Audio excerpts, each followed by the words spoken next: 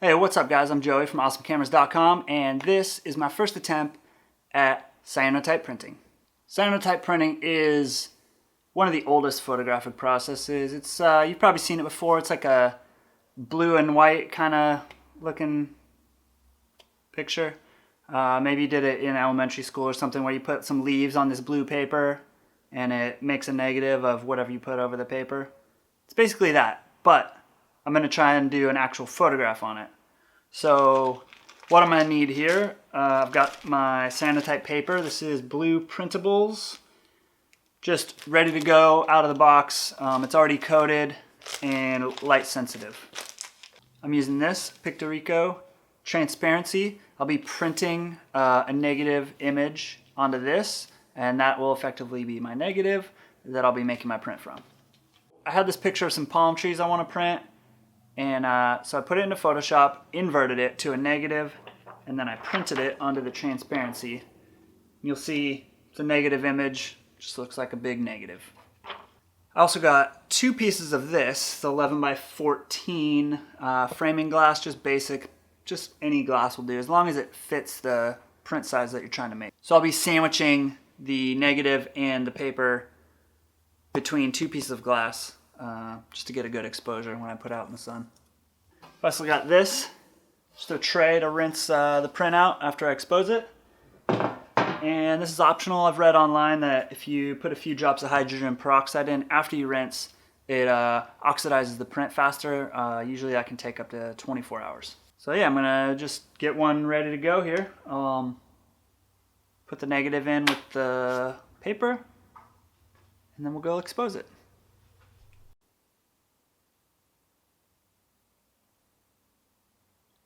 All right, I got my paper and my negative all clamped up, ready to go.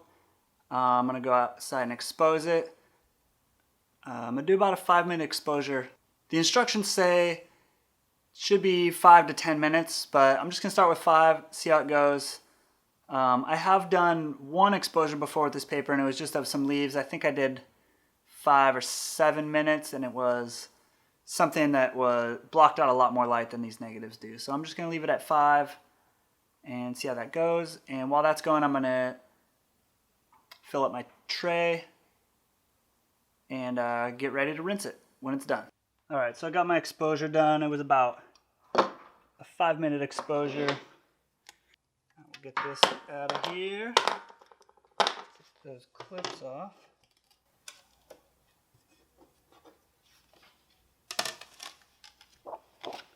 We got our print here. We'll go ahead and give it a rinse.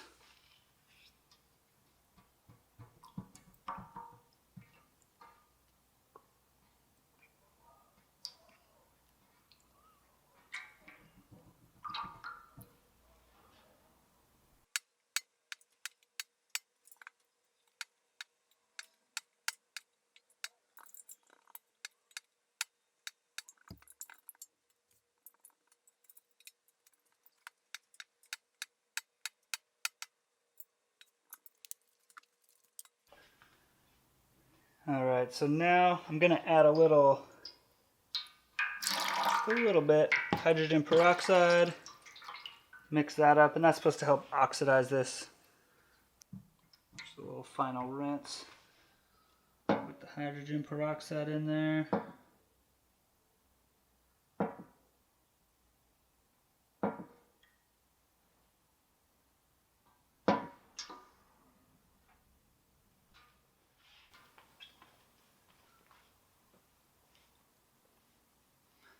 All right, so there it is. That's my final print. I'm pretty happy with it. I like it.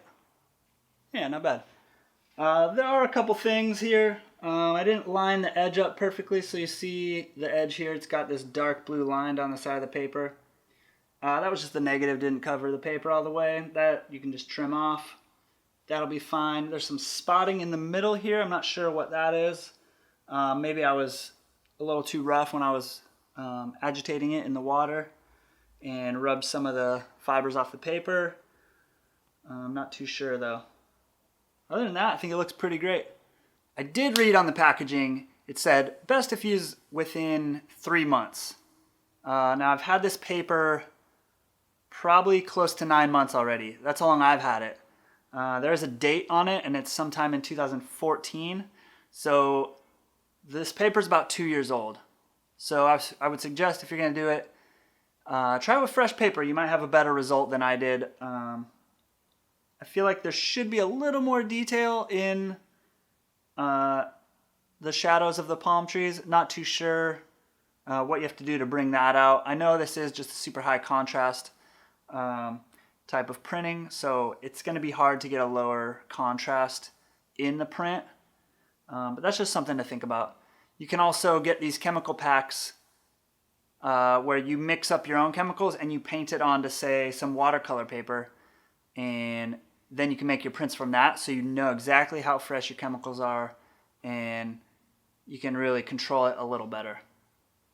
Another thing I might try next time is getting a better print on my transparency.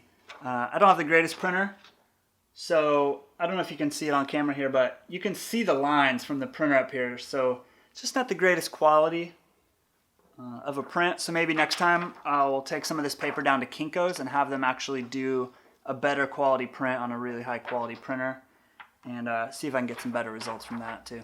What about you? Have you done this before? Have you done a cyanotype print?